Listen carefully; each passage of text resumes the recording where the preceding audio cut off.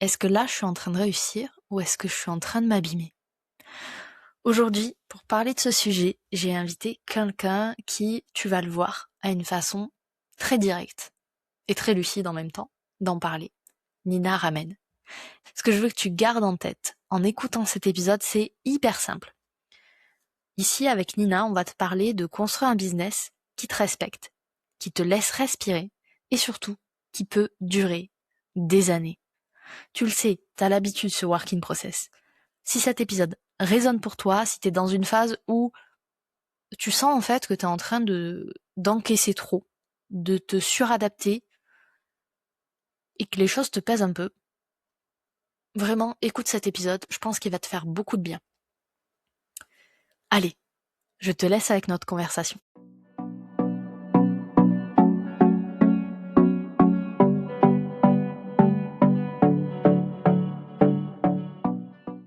Nina, merci beaucoup d'être là. Je suis ravie de faire ce moment avec toi et j'avais envie qu'on parle vrai toutes les deux sur comment est-ce qu'on peut entreprendre sans s'abîmer quand on est une entrepreneur. Là, aujourd'hui déjà, si tu devais nous décrire un petit peu ton business en termes de sensations, en termes de construction, tu nous dirais quoi en une phrase? J'aide les entrepreneuses à avoir des boîtes rentables et qui respectent leur santé mentale. Pas mal. Généralement, c'est des entrepreneuses qui ont déjà performé dans une première vie, donc qui ont atteint un certain niveau de succès, ce que j'appelle une première montagne, dont le succès se mesure souvent au chiffre d'affaires, au nombre de personnes dans l'équipe, à savoir est-ce que tu as levé des fonds, enfin bref, toutes ces réussites externes, extérieures, et qui au sommet de cette montagne se rendent compte que soit elles commencent à décliner parce que leur énergie commence à manquer, soit finalement juste elles s'ennuient, ou soit elles se sont rendues compte qu'elles se sont mises de côté pendant toutes ces années, que certes elles ont performé, mais qu'au final c'était au détriment aussi de ce qu'elles aimaient, de ce qui leur faisait plaisir. Et le risque de tout ça, c'est que au début, quand on fait plus trop ce qu'on aime, ça va, et puis les process tiennent, mais au bout d'un moment, quand l'énergie n'est plus là, c'est la boîte qui décline. Donc parfois il y a même des sujets de baisse de CA, etc. Et cetera. Et c'est là où moi, j'ai un volet très opérationnel, puisque moi-même j'ai monté une boîte jusqu'à 1,5 million de chiffre d'affaires, donc que je connais très bien sur toute la partie structure, etc. Et à la fois un volet où je suis aussi capable de me poser des questions et de le faire de manière saine sur ce que c'est que la croissance, parce que je pense qu'on est beaucoup abreuvé de discours de croissance dans l'entrepreneuriat. Et donc moi, j'ai plutôt tendance à venir interroger ça. Non pas qu'il faille décroître absolument, mais en tout cas s'interroger sur les injonctions. Et ce que je les aide, c'est à mettre leurs boîtes à leur propre service pour générer trois choses: du temps, du temps, de l'argent et du plaisir. Voilà. Je pense que les femmes sont éduquées à se sacrifier dans leur vie domestique, à se sacrifier pour les autres, et du coup, elles créent des boîtes à leur image, c'est-à-dire qu'elles sont des entrepreneuses sacrificielles.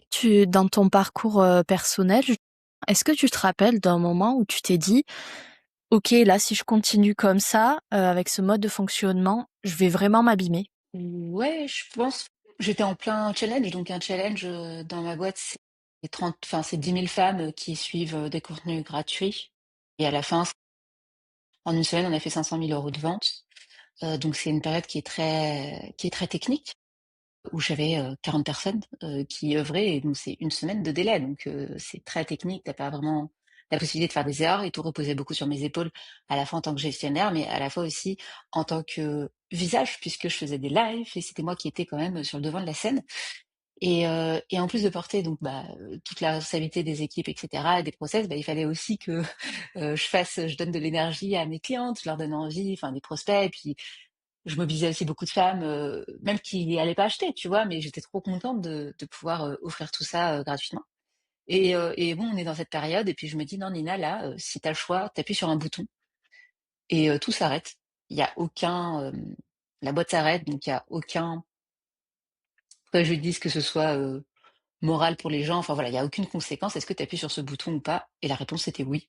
Et donc je me suis rendu compte que la seule chose qui me maintenait là où j'étais, c'était juste la peur, quoi. La peur d'avoir des discussions, la peur de perdre un statut, la peur de perdre en niveau de vie ou en rémunération. Mais grosso modo, c'était plus des endroits de peur que ah waouh, je m'éclate à faire ça, quoi. Là où probablement il y a l'année précédente ou 2 ans auparavant, j'adorais, hein.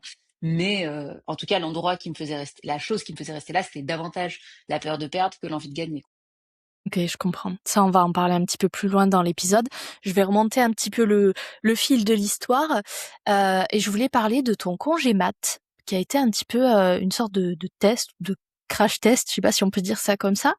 Dans tes contenus, en tout cas, tu en as parlé, pendant un petit moment. Toi, à quel moment t'as compris que justement ton congé mat, ça allait être un test pour ton business? À cette époque-là, il se passait quoi dans ta tête? En fait, moi j'étais en CDI, j'avais pas prévu de lancer ma boîte, parce que c'est passé très mal. Et je restais dans une boîte que j'aimais pas, juste parce que je voulais avoir un enfant, ce qui est l'apanage de beaucoup de femmes. Et en fait, un jour, donc j'arrive et puis mon manager a viré tout le monde, dont des amis. Enfin, c'est très très mal passé et tout. Et moi, ils m'ont gardé parce que bah, je générais de l'argent, donc ils se sont dit on va la garder. Puis en fait, ce jour-là, je me suis dit faut que je parte. Je m'en fous, grossesse pas grossesse, je m'en tape, je me casse. Et je suis partie. Bon, moi, je me disais bon, je trouverai quelque chose d'autre. Et puis 2 semaines après, je découvre que je suis enceinte. Et donc bah là, j'ai pas vraiment le choix parce que je vais pas me pointer en entretien en disant bon bah dans 3 mois je pars. Malheureusement, bah c'est le cas de beaucoup de femmes, hein. Donc je me dis bon bah j'aurais pu, hein, mais bon, j'avais pas forcément envie de me confronter à ça. Et donc là, la voie Embauché? qui c'est voilà, je me suis embauchée moi-même. Donc j'avais 9 mois pour créer une boîte rentable. Mmh, OK. Qu'est-ce que tu allé sécuriser en premier? Est-ce que c'est, l'argent, les revenus, l'énergie? Parce que mine de rien, avoir une grossesse, c'est quand même assez crevant. Est-ce que c'est les clients? Est-ce que c'est, ton personal branding? Tu allé chercher quoi en premier? Mais c'est l'argent. Moi de toute façon, tu pas de boîte si t'as pas de clients, quoi. Donc en fait, la base, c'est d'abord de réussir à à vendre un produit, quoi. Donc 1re chose, je suis allée, trouver des clients, quoi. Ouais, ouais. Et OK. après, mon personal branding, moi, je l'avais déjà travaillé. Je publiais déjà depuis longtemps. Enfin, la base du personal branding, c'est de publier quand tu en as pas besoin, quoi. Donc, si tu commences à publier en disant «Eh oh, je cherche des clients», bah, ça va pas t'arriver, quoi. Donc, Mmh. le personal branding, c'est un travail qui se fait sur le long terme. C'est un travail qui se fait, enfin voilà, qui se construit. Et je crois pas qu'on puisse du jour au lendemain arriver et dire «Eh, au fait, je veux des clients, venez par là». Enfin, c'est possible, mais ce que je veux dire, c'est que le meilleur moment pour le faire, c'est quand même le moment où tu t'es pas encore lancé, où voilà, où les gens enfin, où tu vas faire que les gens te connaissent. Et une fois qu'ils te connaissent, ils vont t'acheter. Moi, j'avais déjà publié avant de chercher des clients. Ouais, je comprends. C'est un peu comme si tu avais, préparé le terrain peut-être inconsciemment avant de t'embaucher toi-même, il y avait peut-être quelque Moi, chose, je, de cet ordre-là. ouais, bah, moi, j'ai toujours compris que le monde du salaire, enfin, en tout cas, le monde de l'entreprise, moi, me soumettait d'une manière que j'avais du mal à supporter. Moi, j'aime pas trop qu'on m'impose des choses. Je suis même allée dans une boîte qui me disait comment je devais m'habiller. Enfin, le concept de devoir travailler entre 4 murs, enfin, je comprenais pas trop. Donc, moi, j'ai vite compris que j'allais pas fitter dans les cases, quoi. Mais bon, je savais pas trop lancer ma boîte. Moi, c'est pas quelque chose que voilà, je me disais pas je vais faire ça, quoi. Moi, j'ai une famille qui a entrepris, donc je sais ce que c'est. Et j'ai toujours dit, bah moi, je ferais pas ça parce que je ferais pas comme ma maman. Moi, je passerais du temps avec mes enfants. OK. Ce qui t'a pas empêché au final de lancer ton business, est-ce que, hem, si c'est trop perso, tu me dis, mais, est-ce que tu l'as lancé par peur aussi de pas trouver autre chose? Ou est-ce que tu t'es dit: «Bah, je me laisse l'opportunité de créer quelque chose qui me ressemble un peu plus»? Je crois que je me suis pas posé la question. OK. Je pense que j'avais un truc à prouver parce que je m'étais tellement en fait, j'étais tellement peu valorisée dans les boîtes dans lesquelles j'étais. Enfin, je sentais qu'il y avait un décalage entre la valeur que j'apportais et ce que je pensais valoir. Alors, est-ce que je suis peut-être présomptueuse? C'est possible. Mais, en tout cas, entre ce que moi je valais ou ce que je pensais valoir en tout cas et pensais mériter et ce que j'avais, pour moi, c'était pas aligné. Et donc c'est venu aussi d'une frustration.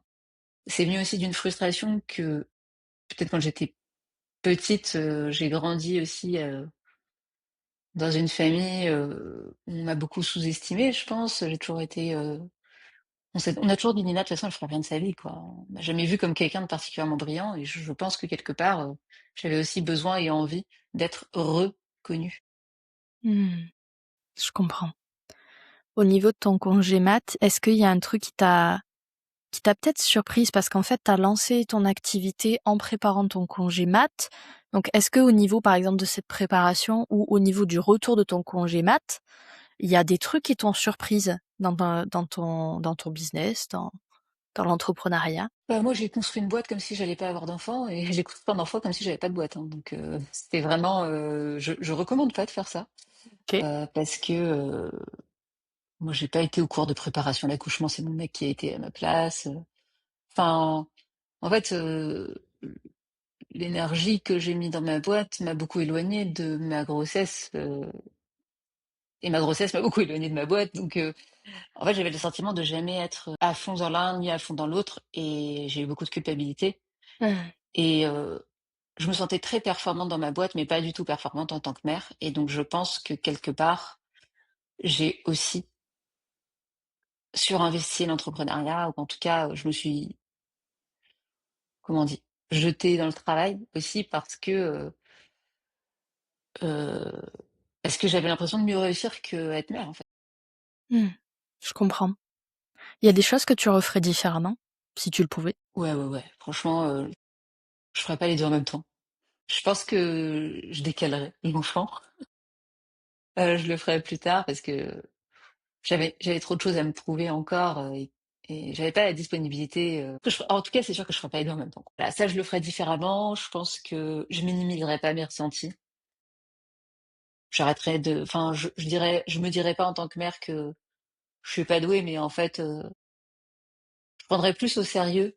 En fait, j'arrêterais de me dire c'est de ma faute. Je me dirais plutôt, il y a un truc qui déconne. Comment on se fait aider, quoi. Mais comme je me croyais pas et je me faisais pas confiance, bah, je me disais que c'était moi le problème. Je pense que j'ai pas demandé d'aide, surtout sur la partie maternité, quoi. Sur la partie entrepreneuriat, à la limite, c'est la partie la plus simple. Alors, j'ai envie de te dire, moi, je dis toujours, enfin, ça a été plus facile, enfin, c'est plus facile de faire 1 million d'euros que d'élever un enfant. Enfin, moi, je le pense vraiment, et pour moi, pour avoir fait les deux en même temps, il y en a un des deux qui était quand même beaucoup plus simple, hein. Ce que j'ai remarqué dans tes contenus, je te disais avant qu'on lance l'enregistrement, ça fait un moment que je te suis, donc je vois ton évolution. Et moi, j'ai vu une différence entre le moment où bah, tu faisais tes posts autour de la maternité, etc., et le moment où t'es revenu, entre guillemets, où ton business a décollé. En tout cas, ce que tu nous montrais, c'est que ton business était en train de décoller. Ah bah ouais. Et moi, j'ai eu l'impression que à un moment, peut-être, tu t'es comme laissé aspirer, tu vois, par cette croissance. Euh, alors, c'est une croissance, j'imagine, que tu as provoquée, puisqu'avec tous les efforts que tu as fait, tu es quand même allé la chercher. Mais est-ce que, à un moment donné, tu as senti que cette croissance, elle te demandait plus que du travail, en fait, qu'elle venait prendre d'autres éléments que tu pouvais lui mettre à disposition? J'ai jamais interrogé la croissance, en fait. Moi, j'étais dans des écosystèmes, d'entrepreneurs de masculins. Donc le concept, c'est que tu gères ta boîte comme, heu, beaucoup de d'hommes gèrent des pays, c'est-à-dire en voulant conquérir toujours plus, en s'appropriant toujours plus de ressources. Et donc moi j'arrive, une des seules, nanas, quoi, à la table, et puis en fait on m'explique que le but du jeu c'est de s'accaparer le max de ressources, quoi, et donc du coup, de faire toujours plus et la croissance infinie, et personne m'a jamais dit: «À partir de quand tu auras suffisamment d'argent? Hmm. Heu, à quel enfin, comment tu soignes ta santé mentale? Heu, voilà les 4 trucs à avoir absolument pour, t'assurer de prendre soin de toi». Alors que c'est ça. Surtout quand on est une femme et qu'on porte aussi la charge domestique, qu'on sait, les femmes font 2 000 heures de plus par an, je crois que c'est 2 ou 3 000 heures de plus par an de travail domestique, et donc on met j'étais là genre: «Oui, alors en fait tu fais ça et puis après tu fais ça». Bon, moi, bonne élève, bien sûr que je fais, hein. De toute façon, quand je fais, ça marche, donc c'est même pas un sujet. Pour cette histoire de: «Est-ce que j'ai provoqué la croissance?» Bah, en fait, moi, c'est comme un jeu vidéo, quoi. Donc, je faisais le niveau 1, tu vends. OK, le niveau 2, tu structures pour pouvoir, tu productises pour pouvoir absorber plus de clients. Niveau 3, bah, tu te sors de la vente. Niveau 4, tu sors du marketing. Niveau 5, tu fais de l'argent. Niveau 6, tu investis ton argent. Et puis, voilà, enfin, et tu développes. Donc, voilà. Donc, en fait, à la limite, ça, c'était plus du challenge intellectuel. Tu vois, ça m'amusait de faire ça. C'était drôle. Enfin, tu vois, il y avait un côté excitant, il y a un côté galvanisant. Et aussi, il y a un côté, enfin, on pose jamais la question, on se pose jamais la question de savoir si c'est ça que tu veux. Donc ça, c'est la première chose. Et la deuxième chose aussi qu'on te dit pas, c'est quelle contrepartie tu as quand tu as une marque personnelle forte à ben scaler, comme on dit, scaler ta boîte. Parce que quand c'est toi qui l'incarne, ben, grossir, ça implique aussi de faire des compromis ou des sacrifices. Donc je te donne un exemple. Si c'est Nina qui écrit un post, on va dire que le post il est 100% aligné avec ce que Nina pense. Il va marcher probablement à 100% et il me fait 100% plaisir. Demain, tu dois scaler ta boîte, tu passes de 10 à 100, donc de 10 à 100 clients, de 10 à 100 en charge, tu passes de 10 à 100, ok, il faut faire 10 fois 10 postes. Donc Nina est plus capable de produire 10 postes. Du coup, tu délègues ta création de contenu. Ta création de contenu, ça veut dire impliquer d'autres personnes. Personne d'autre n'est Nina. Tu vas donc le volume que va produire cette personne va compenser la perte parce que une personne peut faire par exemple du 60% Nina. Donc 60% Nina, t'en fais 10 fois plus, le résultat reste quand même positif. Mais la contrepartie que moi j'ai perdue, et tu vois, du coup, pour en revenir à ce que tu disais sur ta perception de comment j'ai pu changer dans mes posts, en fait, elle est pas tant sur comment moi j'ai changé personnellement. Elle est plus liée au fait que bah, quand tu dois produire 10 fois plus, tu dois trouver des systèmes de production. Et dans tes systèmes de production, c'est la différence entre créer un original et faire produire. En fait, après, c'est la différence entre un original et une copie. Tu vois, enfin oui, la copie, elle est bien, elle peut marcher, tu peux impacter plus de gens. Mais la réalité, c'est qu'en fait, le Van Gogh ou le Frida Kahlo, pour citer des fables, en fait, il y en a qu'un seul qui est original et qui a tout ça. Et c'est pour ça que les gens vont au Louvre voir la Joconde. Tu vois. Donc voilà, donc tout ça pour te dire que, en fait, le coût de la croissance, enfin, en tout cas, là je t'ai donné un exemple pour un poste, mais c'est la même chose à l'échelle du produit. Imaginons qu'à l'échelle du produit, ben, moi j'avais réussi, donc en soi j'avais autant de vues, au produit, mon taux de satisfaction avait augmenté, parce qu'en fait ce qui se passe, c'est que j'ai une augmentation de reach, j'ai une augmentation de satisfaction produit, parce que, ben, en fait, les gens ils opèrent, ils font que ça, là où Nina, son emploi du temps, elle était fragmentée entre plein de trucs. Et donc mes coachs, etc., ben, en fait, c'était taux de satisfaction génial. Sauf que, bah, moi, je voyais plus que les problèmes. C'est-à-dire que tout ce qui remontait à moi, c'était ben, les problèmes, les frustrations, alors que tout le monde était globalement content. Mais bon, dans un projet, il y a toujours des gens qui sont pas contents, etc. Il faut aller leur parler, et c'est normal. Mais, euh, mais voilà. Et donc, du coup, au final, bah, ça a eu un impact aussi dans le plaisir que je pouvais passer à faire mes tâches. Mmh. Quand tu me disais le coût de la croissance au sens, enfin, que tu interrogeais là tout à l'heure, là, je t'ai répondu sur le prix de la création de contenu, mais en fait, il y a des personnes ne m'a jamais dit les sacrifices que ça demanderait, mais ouais, enfin, pas les sacrifices, mais les compromis, tu vois. Et il y a des gens qui s'en foutent d'avoir des postes qui leur ressemblent pas. Il y a des gens qui s'en foutent de passer leur vie à gérer des feux et à éteindre des feux. Mais moi, j'ai pas envie d'avoir cette vie-là. Et donc ça, enfin, évidemment, c'est pas que ça, mais en tout cas, moi, je me sens quand même plus heureuse dans une vie où je coach mes clients, je crée du contenu et puis c'est bon, quoi. Enfin, tu vois, et après, il y a des gens qui sont entrepreneurs et qui sont enfin, qui sont très heureux, tu vois, de gérer ça. Mais moi, je sais que mon kiff, c'était ça. Et qu'à un moment, on te dit tout le temps dans les masterminds, les trucs, bah oui, délègue, délègue, délègue. Mais au bout d'un moment, tu te retrouves soit avec des tâches hyper techniques, donc et te taper 6 heures de tâches hyper techniques, c'est galère, quoi, quand même, dans ta journée. Tu t'épuises. Premièrement, tu t'abîmes. J'adore ce terme, entreprendre sans s'abîmer. Euh, Premièrement. Et deuxièmement, bah, si tu délègues des trucs que t'aimes, tu finis par faire des trucs que t'aimes pas, quoi. Enfin, ou en fait, en tout cas, que personne d'autre ne peut faire parce que les gens que tu pourrais embaucher pour les faire, ils coûtent trop cher pour que tu les embauches. Et donc, C'est du coup, ça. tu te retrouves à faire le taf de quelqu'un qui coûte trop cher, que tu sais pas faire et que t'apprends à faire. Et donc, tu passes ta vie à essayer de faire des tâches que tu sais pas encore faire. À Mmh. un niveau que des gens sont payés beaucoup, enfin, hyper cher pour faire. Donc, enfin, voilà, il y a des gens qui adorent ça. Moi, j'aime bien faire ce que je sais faire, tu vois. Tu es à l'aise dans ta zone de génie, mais ensuite en dehors, c'est pas. Et je pense, on est toutes. Je dis toutes parce qu'il y a une majorité de femmes qui écoutent. On est toutes dans cette situation où on se dit en fait, moi j'aime bien faire ce que je fais. Certes, j'ai envie que mon business il grandisse, hein, parce qu'on a envie de mieux se payer, on veut mieux vivre, on veut, si on a une famille, des proches, on veut pouvoir leur faire plaisir aussi, investir nous pour créer notre patrimoine. Mais et ça me fait très plaisir que tu aies abordé cet angle-là, c'est que la croissance, ça coûte quelque chose. Il y a jamais rien de gratuit dans la vie. Et ça, c'est un truc qu'on conscientise pas assez, parce que ça va te coûter du temps, ne serait-ce que ça. ça peut, selon les cas, te coûter tes standards. Éventuellement, si tu as une C'est ça. équipe, Mmh. bah, il y a le travail, tu deviens manager, en fait, hein. Mmh. Faut avoir envie, faut être prêt Ouais, à c'est être ça, manager. bien sûr. Et toi, tu as parlé de plaisir. Et ça, je veux bien qu'on aille creuser ce sujet parce que il y a, je vois une sorte de paradoxe entre, juste avant, tu m'as dit, j'ai évolué dans un univers très masculin où on fait de la hustle culture, on fait de la croissance, en fait. Voilà, on continue tant qu'on peut. Et toi, tu as ramené la notion de plaisir en mode, est-ce que ce que je fais aujourd'hui, dans ma structure qui est en pleine croissance, est-ce que ça me correspond? Est-ce que ça me fait kiffer ou pas? Ouais, et c'est là où le piège, en tout cas les clientes que j'accompagne, c'est là que et puis que j'ai vécu aussi, hein, le piège, c'est de devoir arrêter quelque chose qui marche. Parce que si la boîte, elle faisait pas d'argent, donc ça a été la galère, je te dirais: «Bah, oh, la question se pose même pas, en fait». Mais moi, j'avais tous les indicateurs ouverts, je faisais fois 2 fois 3 en marche tous les ans, enfin, c'était un délire. Heu, En fait, c'est dur d'arrêter un truc qui marche et donc tu es drogué à la dopamine. Moi, je dis souvent que c'est comme si j'étais dans un casino dans lequel je faisais que gagner.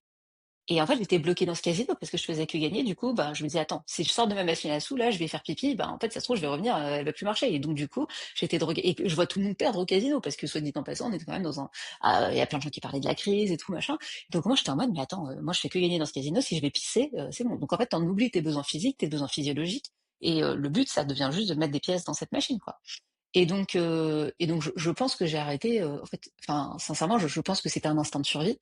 Il y a un truc dans mon cerveau qui a dit: «Nina, il faut que tu débranches» et d'ailleurs quand j'ai arrêté et que j'ai annoncé à l'équipe que j'arrêtais, je savais pas vraiment leur expliquer pourquoi. Parce que on venait de finir un cycle, les clientes étaient méga contentes, les taux de satisfaction étaient fou, l'équipe était trop contente, tout le monde voulait rebosser avec nous et tout. Enfin, il y avait pas de sujet et moi-même, eu du mal à expliquer. Donc au final, j'ai dit, «Je crois que je suis je crois que je suis en burn-out et ciao». Enfin, j'ai pas dit le mot burn-out, j'ai dit: «Il faut que j'aille m'occuper de moi et on en reparle». Ouais. Mais en tout cas, ouais, j'ai pas su mettre les mots parce que arrêter quelque chose qui marche, heu, ben, c'est dur. C'est contre-intuitif. Tu dirais que c'est ça le vrai danger de la croissance pour une entrepreneur ou tu vois autre chose? En fait, je crois pas qu'il y a un danger à la croissance en soi. Je pense qu'il y a un danger aux injonctions portées sur la croissance et de la manière dont la croissance, elle est faite. Tu peux croître, mais déjà, c'est avoir conscience de combien il te faut. Moi, j'ai jamais eu autant d'argent sur un compte. J'avais ouvert mon compte, il y avait 500 000 € sur mon compte. J'avais ça, mais j'avais jamais été aussi anxieuse et aussi malheureuse. Il y a aussi ce truc de: «Qu'est-ce que j'attends de l'argent?» et moi je pensais que l'argent allait me résoudre mes insécurités financières. Je pensais que l'argent allait en fait, qu'à un moment j'allais avoir suffisamment d'argent pour me sentir en sécurité. La réalité c'est que non, premièrement. Donc la question c'est: qu'est-ce que tu attends de la croissance? À partir de combien c'est suffisant? Et ton insécurité financière, elle ne enfin, après moi j'ai développé des outils, donc là c'est ce que je fais depuis 1 an. J'ai fait que développer des outils que je mets maintenant à disposition d'autres entrepreneuses pour, en fait, pour pas qu'elles aient à faire comme moi, arrêter leur boîte et pour en fait, ben, traiter, OK ton anxiété financière, OK ta, OK ton plaisir. Donc ça, c'est un truc, la croissance de manière intrinsèque, elle est pas mauvaise. La question c'est, ben, après quoi tu cours? Ne pas avoir conscience, avoir le sentiment de devoir toujours remplir un truc qui va en fait, un puits sans fond et ça, c'est épuisant et aussi de la manière dont on par jour, des injonctions qu'on te met sur la croissance. Et souvent, moi, dans les endroits où j'ai été, c'est il faut scaler, il faut déléguer, il faut standardiser, il faut structurer. Bon, moi, ça m'a éclaté de faire ça, mais en fait, il y a des quand même, il y a des il faut, il y a des il faut, il y a des il faut faire d'une certaine manière. En général, c'est enseigné par des mecs qui partent pas toute la charge parentale, qui vont t'expliquer que pendant 2 jours, eux, ils vont se faire des 5 étoiles et qui est-ce qui garde les 3 gosses? C'est leur femme, tu vois? Donc bon, donc voilà. Donc en gros, c'est aussi faire de la croissance d'une manière en considérant que les femmes, elles ont pas déjà, on n'a pas les mêmes on part pas avec les mêmes boulets, quoi, même si on essaie de rétablir le truc, voilà, premièrement. Et deuxièmement, tu sais, on dit souvent que je sais plus c'était quoi cette étude, mais que les entreprises qui sont gérées par des femmes, les femmes qui investissent, elles investissent mieux et quand elles gèrent leur boîte, elles la gèrent mieux. Et ben, en fait, là, c'est pareil, tu vois? C'est aussi que, enfin, en tout cas, je crois pas que c'est le je pense que c'est eux qui se trompent. Je pense que c'est nous qui avons raison. Enfin, eux qui se trompent, enfin, je vais le dire avec des grands mots parce qu'évidemment tous les hommes sont pas comme ça, blablabla. Masculinité toxique, mais il en reste pas moins qu'il y a quand même de très enfin, acquis, enfin, de très enseignés. Ok, on va s'accaparer le max, on va faire toujours plus, on va qui, enfin, tu vois, et qui, d'une certaine manière, nous, on n'a pas des ressources illimitées en tant qu'humains. Et donc, plus t'es avec des gens qui n'ont pas conscience qu'on a des ressources limitées, les femmes en ayant, dont les ressources étant encore plus limitées parce que encore plus monopolisé par le travail domestique. Mais être entouré de gens qui pensent qu'en fait, tu as des capacités illimitées, que tu peux exploiter des gens de manière illimitée et que voilà, bah, en fait, ça pose des problèmes aussi, tu vois. Et bref, en tout cas, tout ça pour te dire que le problème, c'est pas la croissance, c'est la croissance au service de quoi. Et moi, aujourd'hui, je promeus la croissance, mais au service d'augmenter ton niveau de vie, d'augmenter ton plaisir et d'augmenter les moments que tu partages de kiff. Voilà. Toi, justement, au lieu de scaler, t'as fait un mouvement inverse, t'as choisi la décroissance. C'est pas un truc qu'on voit tous les jours. Euh, et j'aimais bien ce terme, tu l'avais mis à un moment dans un post LinkedIn et quand j'ai vu ça, je dis ça, il faut qu'on en parle. Parce que cette idée de décroissance, en fait, ça se manifeste comment? Tu nous as dit, t'avais un bouton stop, t'as appuyé dessus, tu l'as dit à ton équipe, etc. Et ensuite, enfin, qu'est-ce qui s'est passé? Je me suis beaucoup remis en question parce que je me suis dit, Nina, si tu recrées une boîte, tu vas recréer le même problème. Bah oui, t'as un mécanisme, t'as un rapport au travail qui est toxique. Donc, tant que tu n'auras pas résolu ça, en fait, tu vas juste recréer le même problème dans une autre boîte. Et donc, je me suis empêchée de relancer une promo parce que quand tu vois l'argent et tout, les gens ont trop contents, Nina, bah en fait, t'as envie de le faire. Mais j'ai résisté. Et du coup, ce que j'ai fait, c'est que je suis partie en vacances. Et quand je suis revenue en vacances, j'ai fait, bon, bah c'est bon, en fait, j'avais juste besoin de vacances, c'est fini. Et donc je reviens, et donc c'est ce que j'appelle la première montagne. Toi, tu réussis selon certains standards, après tu décroît, après tu arrives dans la vallée de la mort, et puis en fait, quand tu es bien dans la vallée de la mort, là, et que tu es en mode qui suis-je, tu vas vouloir remonter la première montagne. Mais avec les mêmes outils, et des outils de la première montagne. Donc je me suis dit, ok, bah vas-y, je vais relancer un bootcamp. En fait, le problème, c'était mon équipe. Moi, je veux juste pas travailler avec des gens, j'aime pas les gens, je veux faire un bootcamp toute seule, moi et Nina. Bon, j'ai fait ça. Évidemment, le problème, c'est pas les équipes, c'est pas les gens, en fait, c'est le problème est toujours en toi. Je me suis dit non, en fait, ça me plaît pas non plus. Donc j'ai essayé de réinjecter des mécanismes et des choses que j'avais faites pour réussir en me disant bon bah voilà, en fait c'est le problème n'est pas moi évidemment. Le problème c'est que j'aime pas le management. Évidemment c'est pas les gens, le problème c'est moi, le management, etc. Mais je me disais ça. Et en fait j'ai essayé de faire sans management juste toute seule. Bah, en fait ça m'a pas plus plu. Donc je me suis rendu compte que là j'ai bien creusé le fond du trou. Tu vois là je suis arrivée bien en bas parce que je pouvais même plus travailler. Donc je me suis dit mais Nina en fait là on a un problème quand même. Si tu peux plus bosser, accessoirement je ramène quand même une grande partie de l'argent aussi pour ma famille, etc. Donc on est dans la merde, quoi. Et donc là, j'ai vraiment pris conscience qu'il fallait que je mette en place des choses qui sont importantes pour ma santé mentale. Et là, j'ai tout arrêté et j'ai dit, OK, priorité absolue, ma santé mentale. Et j'ai passé, à raison de 7 heures par jour à peu près, par semaine, à me former, euh, faire des exercices, comprendre plusieurs volets. Donc j'ai compris ce que c'était que l'autisme, j'ai compris ce que c'était que le TDAH, qui sont des neuroatypies que j'ai. Et donc du coup j'ai compris mes fonctionnements. J'ai compris, enfin ouais, j'ai creusé des choses, j'ai lu des publications scientifiques. En fait, je me suis documentée et j'ai compris que j'étais tout le temps en suradaptation. Et je me rendais pas compte là où je me suradaptais. Et le fait de comprendre le fonctionnement de mon cerveau au travers de toutes ces neuroatypies. Le but, c'est pas de dire que je suis un Pokémon rare, quand bien même je le sois, mais c'est de se dire, OK, quelles sont les manières saines de travailler pour mon cerveau? Et en l'occurrence, les manières saines de travailler pour mon cerveau, il y a 3 types de déclencheurs auxquels il faut que je fasse attention. C'est des déclencheurs sensoriels. Donc, si je suis dans un endroit qui est mal éclairé, par exemple, mon premier bureau, il était en sous-sol, il y avait des néons, et moi, Hmm. ça me donne mal à la tête, tu vois. Genre, donc, typiquement, les autistes souvent de l'hypersensorialité ou de l'hyposensorialité. Donc typiquement, bah là j'ai compris qu'il fallait que mon aménagement, mon environnement, c'était pas juste un caprice en fait. C'était un truc où si j'avais pas, ben, je pouvais vite partir en crête. Deuxièmement, c'est les déclencheurs sociaux. Par exemple, des fois où je m'imposais de suivre certains scripts sociaux, de faire du small talk et tout, bah en fait ça me coûtait énormément. Ça veut pas dire que je suis pas capable de le faire. Je le fais très bien. Je suis même un caméléon social. Je suis quelqu'un de très empathique, mais le coût que ça me demande, il est très élevé. Et donc ça, bah ça coûte aussi. Deuxièmement, les routines, donc ce qu'on appelle de manière caractéristique les comportements stéréotypés, mais la réalité c'est que je peux très bien écrire avec un stylo bic, mais c'est juste j'aime pas ça, moi je préfère les feutres. Donc en fait c'est arriver à respecter tes routines, le papier que tu aimes utiliser, comment tu organises bien et tout. Et donc en comprenant, bon là je t'ai fait un gros raccourci de ce que c'est que les déclencheurs, mais en gros quand tu es autiste, si tu vis dans un environnement avec trop de déclencheurs, ça te déclenche des crises, et les crises, bah, t'es dans ton lit comme ça, recroquevillé, et puis t'attends que ta batterie elle remonte, quoi. Et donc, à force de vivre des crises comme ça, bah, en fait, tu finis en burn-out autistique, quoi, et en fait, tu, juste, t'arrives plus à fonctionner normalement. Moi, je pensais ce qui m'arrivait, Et donc la compréhension de tout ça m'a permis aussi de retrouver des environnements et des aménagements sans avoir l'impression d'être une meuf chiante. Parce qu'en fait, avant, revendiquer mes besoins, je me disais: «Mais attends Nina, c'est bon, tu peux travailler dans un sous-sol quoi, comment ça? Enfin, c'est bon, tu un bureau, tu devrais être contente». Et mais tu vois tu vois, ça m'a permis de comprendre comment moi je fonctionnais et à partir de ce fonctionnement, maintenant, j'ai créé une boîte qui est adaptée à mes fonctionnements, mais à un niveau où en fait, mais là, c'est en fait, j'ai pas l'impression de travailler quoi. Je travaille, mais c'est un bras de quoi. C'est OK. Et Donc du coup, c je peux tenir ça pendant 20 ans. Là où Ramène ta fraise, j'étais tellement en suradaptation quand je faisais mes bootcamps avec les 40 personnes et tout. Mais en fait, je me dis: «Il faut que je prenne beaucoup d'argent maintenant parce que je peux tenir ce rythme que 3 ans, quoi, sinon je vais crever». c'est ça. En fait, tu pas quand tu as voulu repartir, c'est pas forcément, je vais, je vais répliquer les recettes d'avant. Ça, tu nous as dit, tu as essayé, mais ça marchait pas puisque, bah, du coup, tu étais en épuisement juste avant.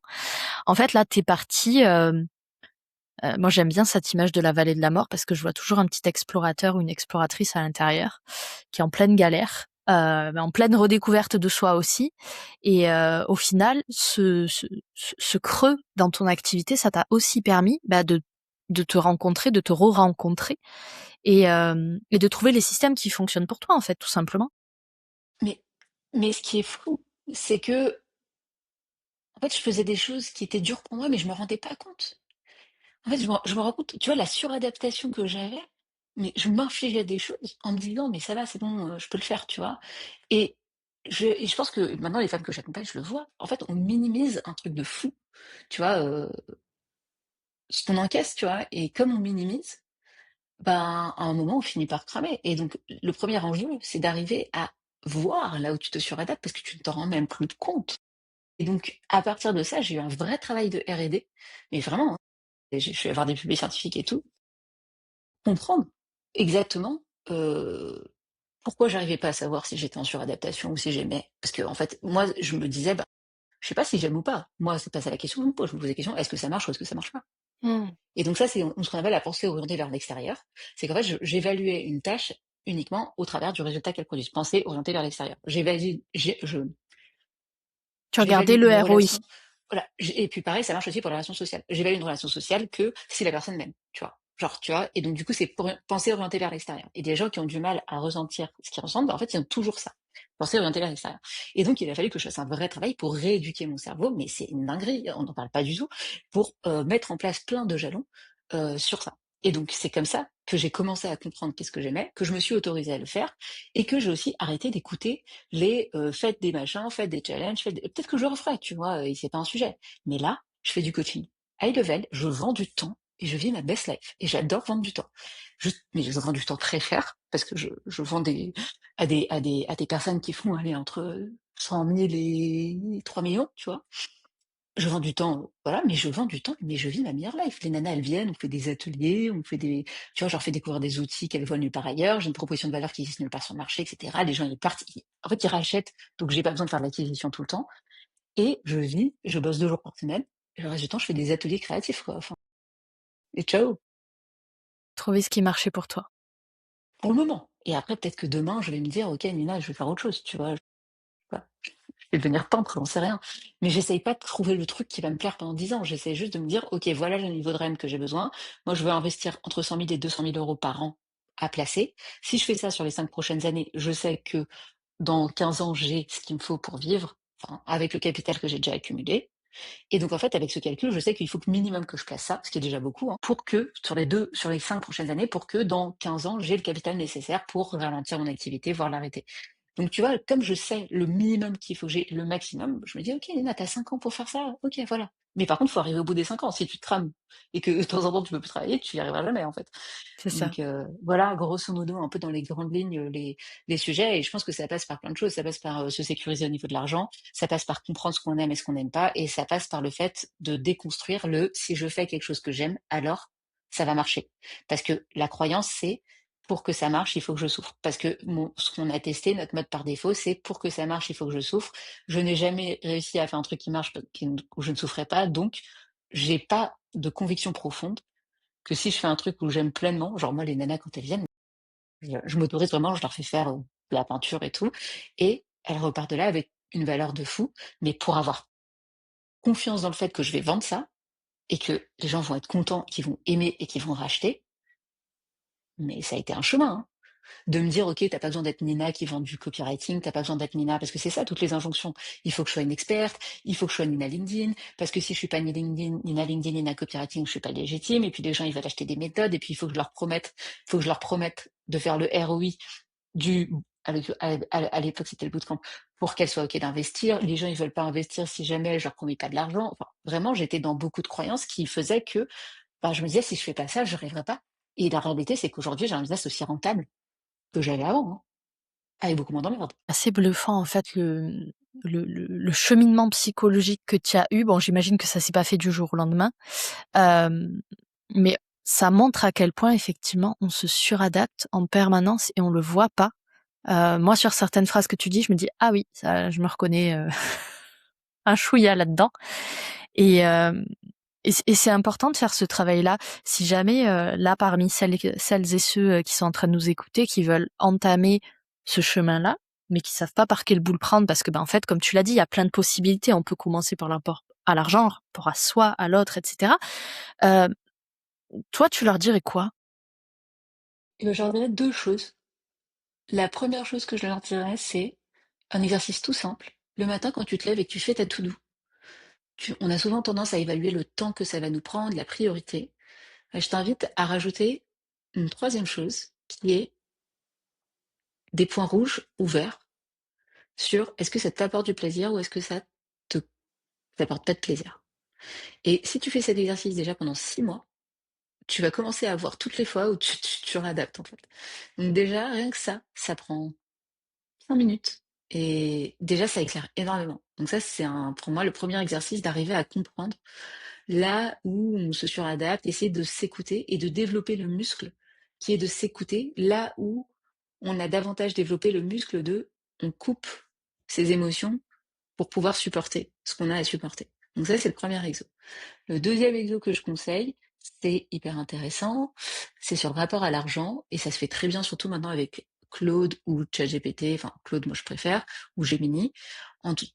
Tu lui poses la question donc de ton revenu que tu veux maintenir, donc je sais pas si c'est 2 000 euros par mois. Je lui dis bah voilà, moi je vais avoir 2 000 euros par mois. Euh, Combien je dois placer pour vivre de mon capital? Donc ensuite, OK. Maintenant, sache que je veux partir à la retraite dans 10 ans et que je veux placer à 6%. 6%, c'est à peu près la moyenne, voilà, sans trop faire de choses risquées. Je lui dire, tiens compte de l'inflation. Moi, je mets 3% d'inflation. Et OK. tu lui dis, combien je dois placer à 6% tous les ans si je veux pouvoir vivre uniquement de mes dividendes en tenant dans 10 ans. Il faut lui dire, tiens compte du fait que l'argent est taxé à temps. Si tu places l'argent avec la trésor de ta boîte ou en perso, c'est pas exactement pareil, mais il faut bien tenir compte des taxes. Dis-lui, pose-moi les questions sur les taxes, si voilà, si tu as besoin de précision. Et en fait, je trouve ça intéressant parce que ça te donne une idée de combien au minimum en plus. Parce que c'est ça, en fait, la pression qu'on se met souvent. C'est on se dit, OK, aujourd'hui j'ai de l'argent, mais après. Et donc, tu vois, du coup, je trouve ça intéressant d'avoir au moins un chiffre. Et moi, et c'est intéressant de jouer aussi avec le chiffre. De se dire, OK, si l'horizon de temps, c'est 5 ans, bah, combien il faut que je mette d'argent de côté pour pouvoir avoir 2 000 euros par mois dans 5 ans, tu vois? Et combien il faut que je mette de côté par an? Et tu vois, je trouve que cet exercice, il est assez intéressant parce que il permet de rationaliser les choses, tu vois? Voilà. Mmh. OK. Il permet de rationaliser, de faire des projections, et ensuite en fonction de, bah, remanier, reconstruire un petit peu son business model, ses offres et cetera, pour nous permettre d'atteindre ça beaucoup plus facilement. Ouais, et puis surtout, te dire à partir de quand c'est suffisant, en fait. Parce que moi, je sais que là, au moment où j'ai placé ce que je devais placer tous les ans, bah, c'est bon, c'est suffisant. Ça veut pas dire que je veux pas faire plus, mais ça veut dire que je peux aussi m'arrêter et que je peux choisir de m'arrêter. Là où avant, j'avais l'impression que fallait que je prenne l'argent sur la table le plus vite possible, tu vois? Mmh. OK. Tu dirais quoi à la Nina d'avant, celle qui avait envie de faire, toujours plus? Oh, je lui dirais: «Fais-le», franchement, parce que c'est facile de dire: «Occupe-toi de ta santé mentale», quand tu le capital que moi j'ai créé, enfin, j'ai 1 000 000 d'euros placés, tu vois? Donc je veux dire, le discours que j'ai là aujourd'hui, je pense que j'aurais pas été capable de l'avoir avant parce qu'en fait, j'avais tellement peur je croyais tellement pas que j'étais capable de faire de l'argent, je pensais tellement pas que, tu vois, que en fait, avoir ce discours aujourd'hui, c'est beaucoup plus facile que j'ai vécu tout ça.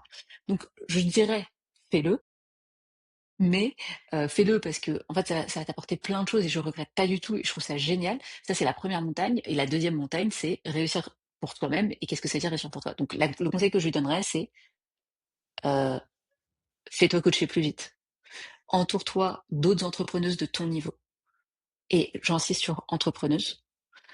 Euh, je sais que tu n'en vois pas beaucoup autour de toi qui ont fait, font plus de, qui font des 100 000, 200 000, 1 million. Je sais qu'il n'y en a pas beaucoup, mais va les chercher et va leur parler. Euh, Fais-toi confiance et va chez le psy beaucoup plus tôt. Enfin, chez le psychiatre beaucoup plus tôt. Genre vraiment, arrête, n'attends pas de plus pouvoir te lever pour y aller, quoi. Voilà, c'est juste ça. Ok. Donc accepter de demander de l'aide Ouais, pour pas couler. ouais, c'est ça. Ouais, c'est ça. Et je lui dirais aussi,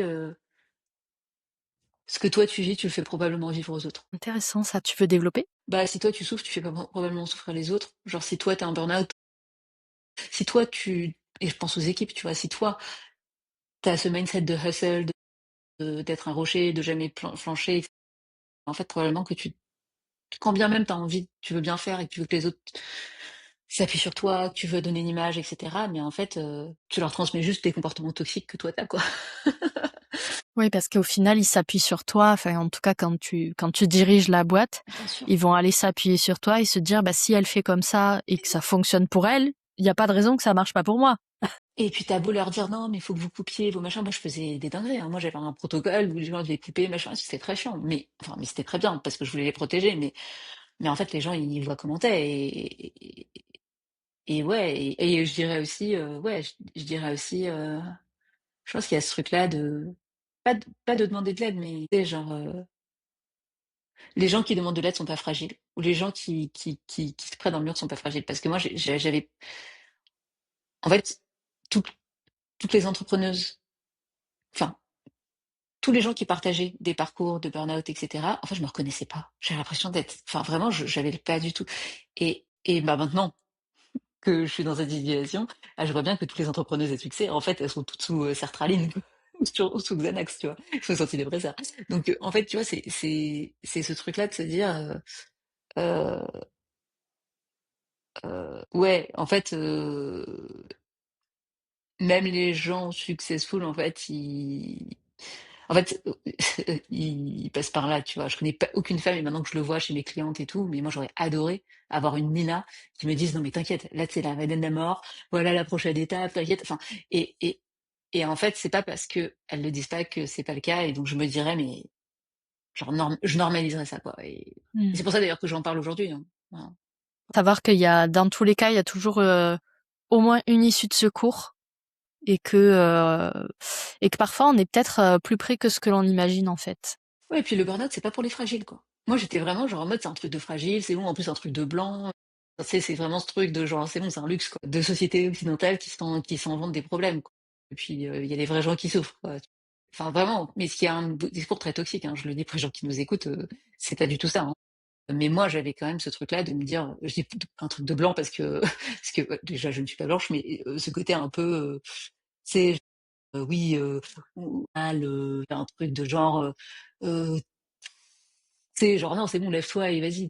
Dans les Hmm. cultures, enfin en tout cas chez moi, on montre beaucoup moins ses émotions, on traite beaucoup moins les émotions, etc. Donc en fait, il y a ce côté-là où culturellement, je sens bien qu'il y a ce truc-là où voilà, alors qu'il n'est pas du tout vrai parce que c'est encore pire parce que du coup, des cultures dans lesquelles on parle pas des émotions, pas, en fait, ça dégénère encore plus. Mais bon, voilà. En tout cas, je dirais le burn-out, c'est pas pour les faibles, quoi. Enfin, J'aurais dit la même chose. Avant d'en avoir fait un, moi j'aurais dit non mais en fait je peux pas me montrer vulnérable face aux autres. On va me oui, j'ai dit que bouffer c'était un quoi. truc de fragile, quoi. Mais moi, je disais, c'est un truc de fragile. C'est même pas ça, hein. Moi, je disais, je suis mieux que ça. En fait, tu vois, c'était la présomption, le fait d'être Hmm. tellement prétentieux, de me dire, je suis mieux que ça, quoi. Vraiment, c'est. Ça m'arrivera pas à moi. Oui. Non, mais c'est pas ça. C'est même pas ça m'arrivera pas. Je... C'est un truc de fragile. Hmm. Enfin, voilà, et je m'en veux. Enfin, je m'en veux pas parce que voilà, j'ai de la tendresse pour la Nina du passé qui se prenait pour beaucoup plus forte que ce qu'elle est. Mais en même temps, c'est bien, ça m'a fait redescendre sur terre. Je veux dire, ça pousse à l'humilité, hein. Clairement.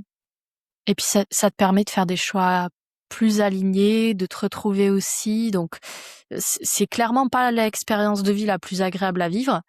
Mais une fois que tu as réussi à la traverser, tu sais que ta fameuse vallée de la mort, moi ça fait plusieurs années que je suis passée par là et maintenant je me dis mais en fait, enfin, je vais pas dire heureusement que je suis passée par là parce qu'à l'époque je me disais pas ça du tout.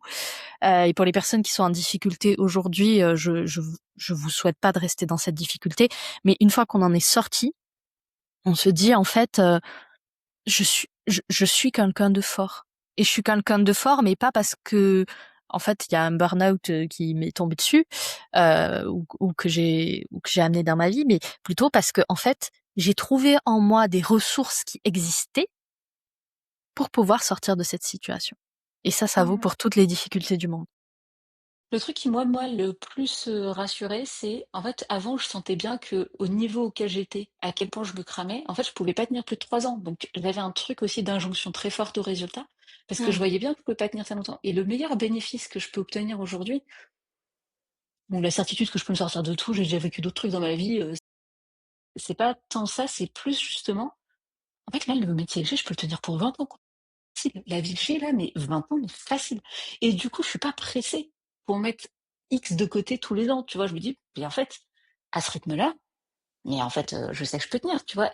Alors qu'à l'époque où je travaillais contre ma nature, contre mon cerveau, contre qui j'étais, mais laisse tomber, en fait. Je me disais: «Mais Nina, si tu chaque jour devait être rentable». Parce que vu ce que ça me coûtait, bah, heureusement que ça m'a généré beaucoup d'argent, parce que vu ce que ça me coûtait en santé mentale, bah, heureusement et du coup, la pression, c'est comme ça aussi que la pression, elle s'accentue, tu vois? La pression du résultat. Et là, tu vois, quand je vois les nanas enfin les femmes, les entrepreneuses que j'accompagne, aujourd'hui, j'avais un coaching, du coup, maintenant je fais du coaching individuel et puis elle me disait: «Mais je ne me souviens pas quand est-ce que mon système nerveux a été apaisé». Et à ce moment-là, moi, j'aurais adoré que quelqu'un me dise: «Écoute, tu peux lâcher, genre tu peux t'occuper de toi et il y a une deuxième montagne où tu vas réussir, tu vas passer ça et il y aura un après». Parce que moi, ma croyance, c'était que si je me laissais aller dans la vallée de la mort et que bah, en fait, je pourrais plus remonter. Enfin, il y aurait pas d'après. Il y aurait, survivre dans les limbes de la vie. Et ce que je trouve cool, tu vois, c'est cette perspective de se dire: «Il y a un après». Et moi, je pensais pendant tout le temps où ça a été un peu la recovery, tu vois, la convalescence, je me disais: «Mais Nina, ta gloire, elle est passée. En fait, c'est bon, t'as mis 30 000 meufs sur LinkedIn, t'as fait ça, t'as fait une super boîte, c'est bon. En fait, maintenant, il faut juste que tu vives avec le fait que, bon, bah, tu auras juste l'après», tu vois. Et pour la première fois depuis quelque temps, bah là, j'ai un projet enthousiasmant, ça s'appelle Patronne, etc. C'est trop bien. Mais pendant longtemps, je me suis dit: «Mais en fait, ton existence ne va être que survivre puisque ta gloire est passée et que de toute façon, tu ne feras jamais rien de mieux et que de toute façon, tu n'auras jamais plus l'énergie de faire autre chose». Et ça, je trouve que c'est ça qui est flippant. C'est vrai. De se dire que quand bien même on trouve une issue à cette vallée de la mort, de se dire bah l'issue sera pas aussi satisfaisante, je fais des guillemets avec mes doigts pour ceux qui sont en version audio, sera pas aussi satisfaisante que la première montagne de laquelle on vient de descendre. Exactement, Mm. exactement. Et moi, je disais: «Ça sera jamais aussi satisfaisant». Jamais parce que, ouais. Et en fait, ça l'est plus. Mais bon, moi, j'avais aucune idée, quoi. Faut faire le chemin pour voir ce qui Ou va. avoir des gens qui l'ont fait, d'où l'intérêt d'avoir des gens qui l'ont fait, d'aller parler de ça et c'est très bien d'ailleurs, enfin je te remercie de aussi, ouvrir toi ton parcours, que tu as fait et d'en parler ouvertement parce que, bah, c'est aussi en ayant des entrepreneuses, qu'on admire, qu'on trouve bien et tout, qui en parlent on normalise aussi ça chez nous et c'est aussi ouais, enfin une aide, importante quoi, donc merci déjà de me donner la parole et puis merci toi aussi de porter ce message parce que c'est ça qui aide aussi, hein. Eh ben écoute, merci à toi. Euh, Deux petites questions avant qu'on termine. Qui est-ce que tu rêverais d'entendre sur Work in Process? Et ben, c'est quoi les critères quand tu invites quelqu'un? Est-ce qu'il y a des sujets en Mmh, particulier? alors c'est quelqu'un qui entreprend, qui a un business qui fonctionne, qui, a son propre mode de fonctionnement Oh, et hem, qui a une bonne histoire à raconter. OK. Et ben, je donnerais 2 personnes, que ça je fais la parité. Je donnerais Vas-y. Nicolas Galita qui, crée du contenu, autour de la neurodiversité et notamment, de l'autisme et il a des super histoires à raconter et puis je pense que le sujet de l'autisme est hyper important et la deuxième personne que je recommanderais, c'est, Anouk Le Terrier de Dijon. Dernière question pour toi, Nina, avant qu'on clôture cet épisode. Qu'est-ce que tu voudrais dire comme dernier message aux personnes qui sont encore en train de nous écouter pour pas forcément subir leur entrepreneuriat en fait, mais pour qu'ils puissent se dire il y a d'autres façons de faire. Et je te laisse poursuivre la suite de la phrase. Entourez-vous des bonnes personnes, entourez-vous de gens qui vous ressemblent, entourez-vous de gens qui pensent différemment que de la norme, autorisez-vous à définir vos propres standards de réussite et ouais, mmh, comment vous pouvez davantage être vous ou écouter qui vous êtes, puis être encore plus vous-même et avoir confiance en le fait que ça va réussir. J'adore, j'adore. C'est vrai. Réussir en étant soi. Mais en tout cas, merci beaucoup, Nina, pour tout ce que tu as partagé aujourd'hui. Je suis persuadée que ça va parler à énormément de monde, hommes ou femmes d'ailleurs. Et bien évidemment, on va pouvoir te retrouver, bon, sur LinkedIn, sans surprise, hein. On va pouvoir aussi te retrouver en version podcast, en version newsletter. Tout ça, Oui, bien sûr, ça sera si vous dispo êtes dans le encore lien. là, Oui, c'est que vous écoutez des podcasts et donc j'ai un podcast qui marche, qui a beaucoup moins d'épisodes que celui de Marine, mais écoutez-le, c'est vraiment sympa, ça s'appelle Le Divan des Patronnes et si vous avez passé par là, bah, pensez, ouais, à laisser un commentaire, un message ou voilà, un petit mot, ça me fera plaisir de savoir que vous avez écouté l'épisode avec Marine et ça fera d'autres épisodes à écouter. Voilà. Si vous voulez m'entendre encore plus de Nina dans vos oreilles. c'est ça. Et c'est vraiment un chouette podcast. Donc, n'hésitez pas. Si après cet épisode, vous savez pas quoi écouter, bon, vous pouvez continuer à écouter Work in Process, bien sûr. Mmh. Euh, Bah, mais le le dernier là, c'était sur, comment, construire une boîte qui te comment sortir d'une boîte qui te détruit ou comment construire une boîte justement qui te va mieux. J'ai fait épisode full là-dessus justement. Génial. Donc Eh c'est à ben, toi. on mettra le lien dans la description. En tout cas, c'est très très cool. J'ai hâte de voir les retours sur cet épisode et nous, bah, on se retrouve très vite dans Work in Process. Merci Marine, merci pour l'invitation. Si t'es encore là et que cet épisode a touché un truc. Et franchement, je comprends parce que au fond, ce qu'on vient d'entendre, notre conversation avec Nina, c'est même pas qu'une histoire de business. C'est une histoire de limite, de survie, de dopamine, peur de perdre, et surtout de cette foutue injonction invisible qui te dit si ça marche, je n'ai pas le droit d'arrêter. Moi, ce que je retiens de notre conversation à Nina et moi, c'est en fait, c'est pas une question de croissance ou de décroissance. C'est plutôt une question de ok, tu fais de la croissance, mais au service de quoi? Et surtout, qu'est-ce que tu attends vraiment de ton business? Ok, de l'argent, ça, c'est la réponse facile. Mais j'espère en tout cas que tu attends aussi du plaisir de ton business. Et surtout, de l'espace pour pouvoir vivre. Alors, il y a plusieurs idées que j'ai envie de te laisser, euh, avec lesquelles je voudrais que tu repartes comme des petits joyaux que tu vas mettre dans ta poche. Première idée, c'est que faire une pause ou s'arrêter totalement, c'est pas un échec. Parfois, c'est juste un instinct de survie. Et je dirais même plus, c'est une preuve de lucidité. C'est-à-dire que tu arrives à te rendre compte que quelque chose te coûte trop cher avant que ça t'explose au visage. Deuxième idée, c'est cette image de vallée de la mort dont Nina parle, qu'on a développée dans l'épisode. C'est ce passage où tu te dis, il n'y aura pas d'après. Ou en tout cas que l'après, s'il y en a un, il sera forcément plus petit, moins prestigieux, moins excitant, alors qu'en réalité, l'après, il peut être plus stable, plus apaisé, plus durable, moins impressionnant pour les autres, probablement, mais infiniment plus juste et plus satisfaisant pour toi. Troisième idée, c'est un mot qu'on a répété en fait sans arrêt dans l'épisode, je m'en rends compte, et que je trouve très précieux pour cet épisode d'aller creuser un petit peu plus loin, c'est le terme s'abîmer. Parce que, qu'on soit clair entre toi et moi, tu peux être quelqu'un de très brillant, de compétent, de performant, et t'abîmer quand même. Et non, comme l'a dit Nina, le burn-out, c'est pas pour les fragiles. C'est pas une question de force ou de rouler des biscottos. C'est une question d'environnement, de système, de suradaptation et parfois aussi de solitude. Donc, avant de te laisser partir, petite question pour toi, pour te faire réfléchir à ton business, pour t'aider peut-être à te réaligner aussi. Là, aujourd'hui, dans ton activité, dans ton business, qu'est-ce que tu fais encore uniquement parce que ça marche, alors que ton corps, lui, te dit non depuis un bon moment? Je te laisse méditer là-dessus. Et si tu veux un point de départ hyper simple, et d'ailleurs j'ai trouvé ça hyper puissant, tu peux tester l'exercice que Nina a partagé. Pendant quelques semaines, quand tu fais ta to-do list, tu rajoutes un petit point de couleur. Est-ce que c'est un point vert qui te donne de l'énergie ou est-ce que c'est un point rouge? Est-ce que ça t'en coûte? Pas besoin de faire plus pour l'instant.